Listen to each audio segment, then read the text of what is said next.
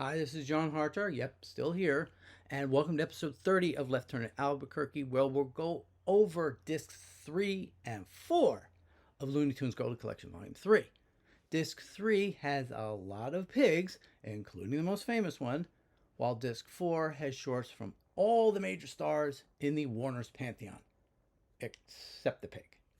I knew I should have made a left turn at Albuquerque. I knew I should have taken that left turn at Albuquerque. I knew I should have taken that left turn at Albuquerque. I should have turned left at Albuquerque. A porcine theme permeates disc 3. They were popular animated figures ever since the other company had a lot of success with them. Not only do we get a lot of Porky Pig, but a number of other pigs who've also shown up in Warner's cartoons. Of course, all the black and white Porkies later appeared on Porky Pig 101, which we've already done. I haven't got a hat we did in full in episode 21, Porky 10+1, since this is Porky's debut. The team meant this as a grab bag of test characters, including the Big Star Beans. Whatever made them think this annoying little thing would be a star. Jerry Beck does the commentary. Porky's Romance we also did in 10+1. This is Frank Tashlin's revolutionary tune introducing Petunia Pig. I never thought of it as revolutionary until I saw the Tashlin short on the disc and listened to the commentary by Mark Counselor pointing out a lot that hadn't been done before. So you get all that and Fred Flintstone too. Petunia Pig! Never do! Porky's party is early Clampett chaos, with the pig getting a silkworm for his birthday as a hungry penguin and loose goose come over to celebrate. Now, originally Gabby Goat was supposed to be the penguin, but they dropped him. Now, John Kay and Eddie Fitzgerald's commentary pointed out a lot of racy humor that we may have overlooked as kids. Porky in Egypt was covered in episode 6 with its appearance on Platinum Collection Volume 2. Porky and Teabiscuit is a rare one for him, done by Ben Hardaway and Cal Dalton. Porky buys a racehorse by mistake, then has to get him into racing shape. To be honest, it's pleasant enough, but it's kind of the nondescript kind of short he got saddled with even into the color era. Oh, I just made a pun with this saddled. Anyway. Pigs is Pigs was released on January 30th, 1937, directed by Friz Freleng and written by Ben Hardaway. A little pig wants to do nothing but eat and ends up having a nightmare about being forced to eat. I guess this was meant to teach kids and others not to hog their food during the Depression. Anyway, I saw this a bunch on TBS. Pigs in a Polka came out on February 6, 1943. We dealt with it in Platinum Collection Volume 3 and Episode 8. Daniel Goldmark does the commentary. Back to Porky. Porky Pig's Feet was also on Platinum Collection Volume 3, kicking off Disc 2, and we did it in Episode 9. Director Joe Dante provides the commentary. Daffy Duck Slept Here was released on March 6, 1948, directed by Robert Kimson and written by Warren Foster.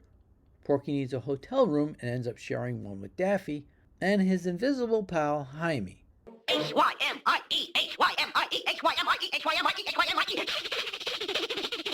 Jaime! Hey! Try getting that name through today.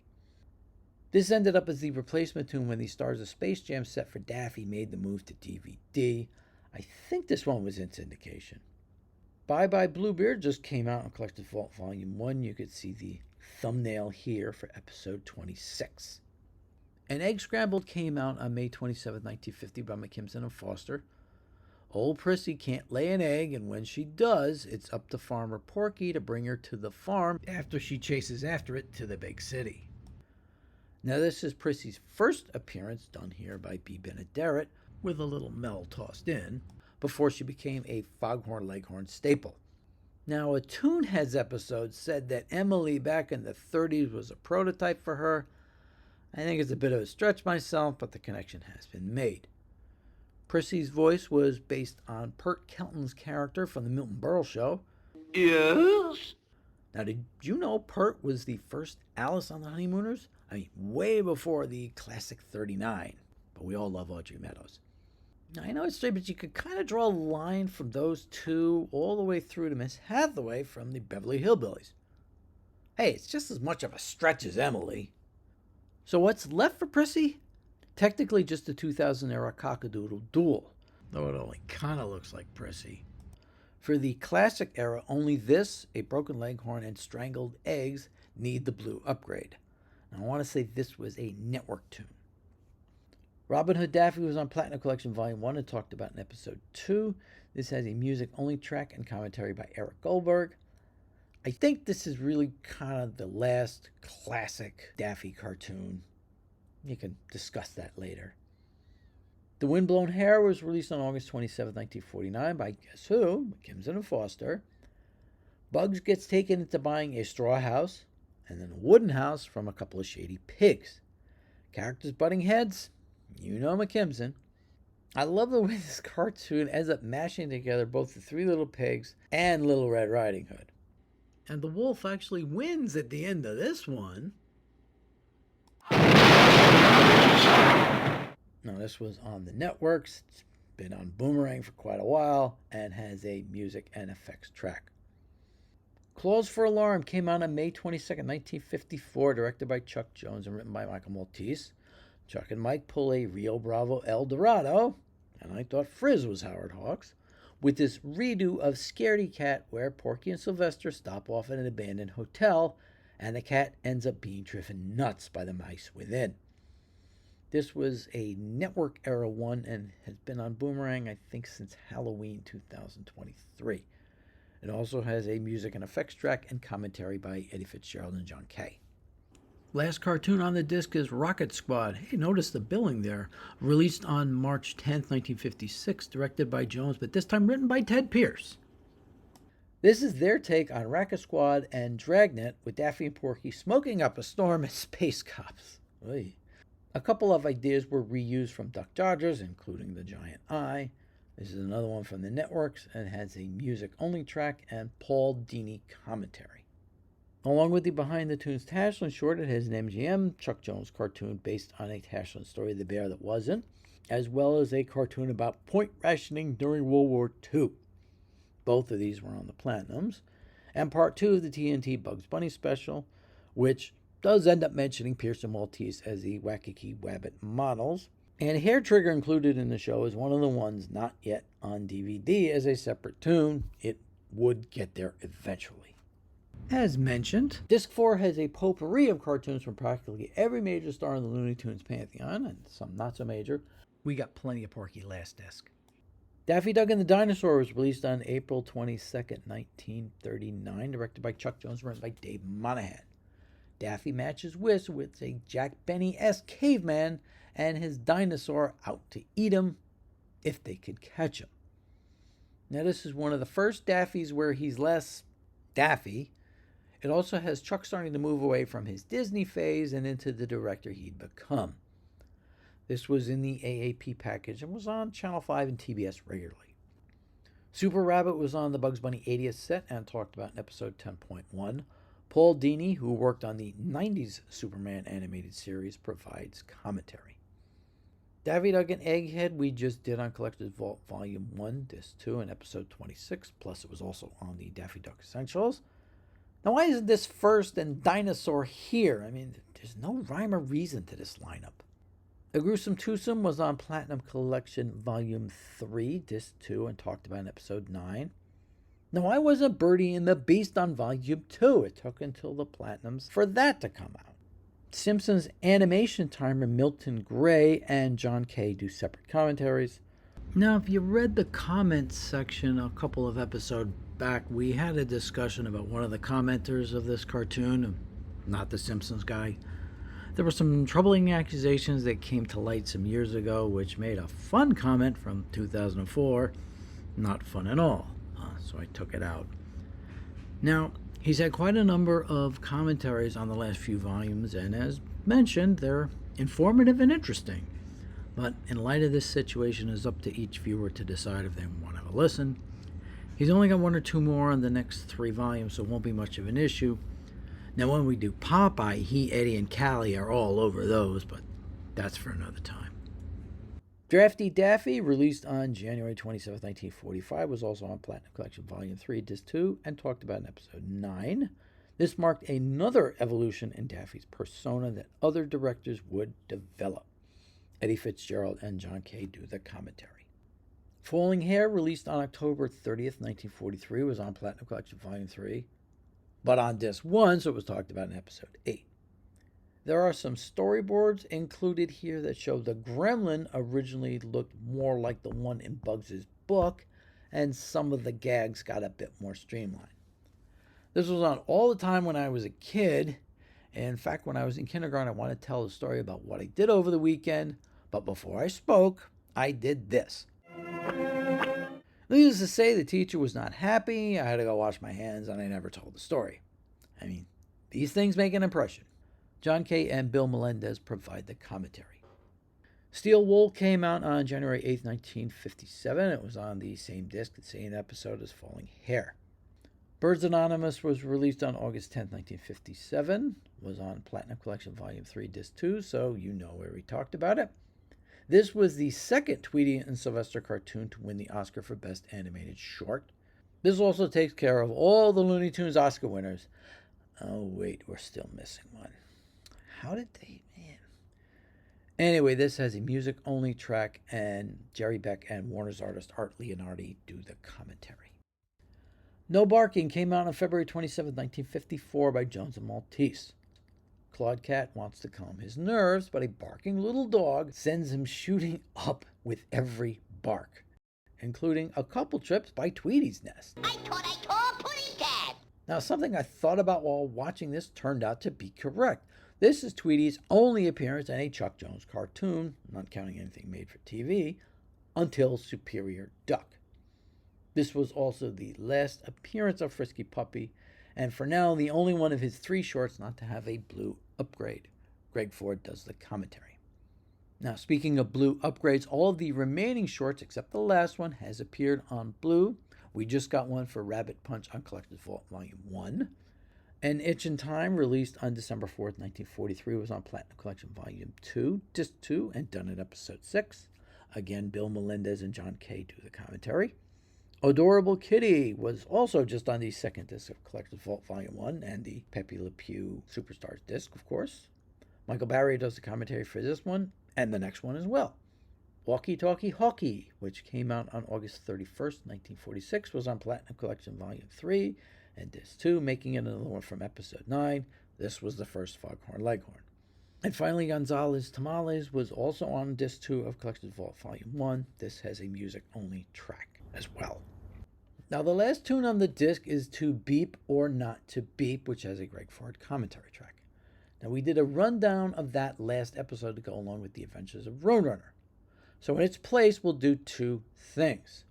We'll do the rest of the Chuck Jones Latin names, then do a quick recap of the missing link in the Road Runner chain. Picking up where we left off, Hook, Line, and Sinker has Bernius Rhodius and Famitius Famitius.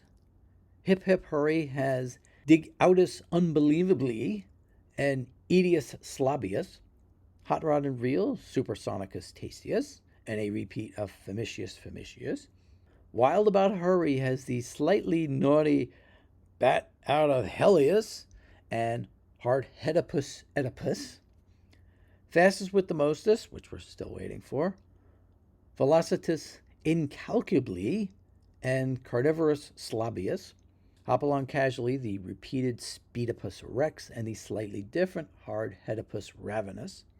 Zip and Snort, Dig Outicus Hot Rodus, and Ever Ready Oedipus. Lickety Splat, Fastius Tastius, and Appetitus Giganticus. Be Prepared, Tidbitius Velocitus, and Hungry Fleabagius. The other missing ones zoom at the top. Disappearless Quickius, and Overquantity Vulgaris. And finally, War and Pieces, Burnhamupus Asphaltus, and Canius Nervus Rex. Now, the Looney Tunes Wiki fandom page with the Latinum names has the one for the adventures of Roadrunner as Speedometrius Maximus and Appetitus Uncontrollabus. Thing is, I can't find him in the actual short. Closest I can find is when the Coyote pulls down the chart for Ralph and his friends and has Supersonic Idioticus. This would also explain why there wasn't one in Hairbreadth Hurry with its TV origins. I mean, they could have come up with Rabbitus Replacementus, something like that. We'll do the last 3 theatrical shorts with the 2 made-for-TV ones on Volume 5. Now here's a quick rundown of Rushing Roulette, which still has to make its way onto home video in some way, shape, or form. Rushing Roulette came out on July 31st, 1965, directed by Robert McKimson and written by Dave DeTiche. This really is the missing link between the Chuck Joneses and Rudy Larivas. It actually reuses some Jones footage and this old Freeling gag,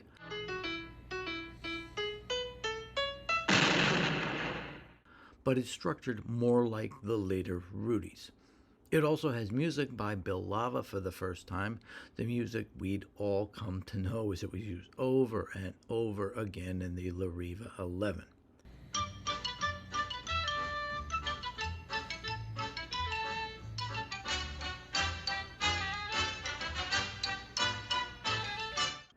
We really need this out on home video finally, but only once the other 2 Chucks are done. We'll do more with this once it pops up on disc 1, provided they're still doing the collector's vaults by then. Extras include a behind the tunes centered on Birds Anonymous, one focusing on Pepe Le Pew, and the Looney Tunes Go to War segments, including 3 Private Snafu shorts that look like they were kept in a keg of beer, Spies, Rumors, and Snowfooperman. We did all these on the bonus disc for Platinum Collection Volume 2 and Episode 6.5, and they look as bad there. Also included is the theatrical version of the unaired TV pilot Filbert. William Schaller portrays a cartoonist whose creation comes alive and messes up his romantic life. It's a new twist on the old creation comes to life idea that was around in the 20s and 30s. Friz Freeling's division handled the animation, and Richard Donner did the live action segments. Yes, that Richard Donner. And you thought Danger Island was early Donner. Though it didn't get picked up, the ever-busy Schallert went right into his next role as Patty's dad and Kathy's uncle on The Patty Duke Show. Jerry Beck and Art Leonardi do the commentary. As far as what I'd look forward to in a blue upgrade, for Disc 1, Hair Remover, Disc 2, The Mouse That Jack Built, Disc 3, The Windblown Hare, and Disc 4, not much to choose from here. Let's go with Daffy Duck and the Dinosaur, and our extra, No Barking. Takes care of both. Now to do our moves for our imaginary set. For Duck, Rabbit, Duck, we'll replace it with Rabbit Hood from Volume 4, though I'm tempted to do another. For Whittier Wabbit, we'll need a Bugs with a Celebrity Impersonation, so has to be 8-Ball Bunny, also on Volume 4. And for Birds Anonymous, let's go all the way to Volume 6 and put in Satan's Waitin'. Now, the original release came with a couple of extras. We got another cell here. It's got some of the characters, but not all of them. Doesn't have Foghorn. It's got Coyote, but not Roadrunner. So, is what it is. And you also got an advertisement for Looney Tunes Golden Collection collectible figurines. So you have What's Opera Doc with Bugs and Elmer, and you have Scarlet Pumpernickel with Daffy and Sylvester. So take a look on eBay, see if some of those are still around. So we're 3 volumes in, and you'd think a lot of the big ones would be taken care of at this point. I mean, a lot of them are, but there's still quite a bit to go. I mean, of just the Bugs Bunnies, the ones I mentioned from the TNT special, Wild Hare, Hair Trigger, they're still missing. Still need Alibaba Bunny, What's Cookin' Doc, Bugs at the Oscars. Those are just the ones that I can think of off the top of my head. Oscars.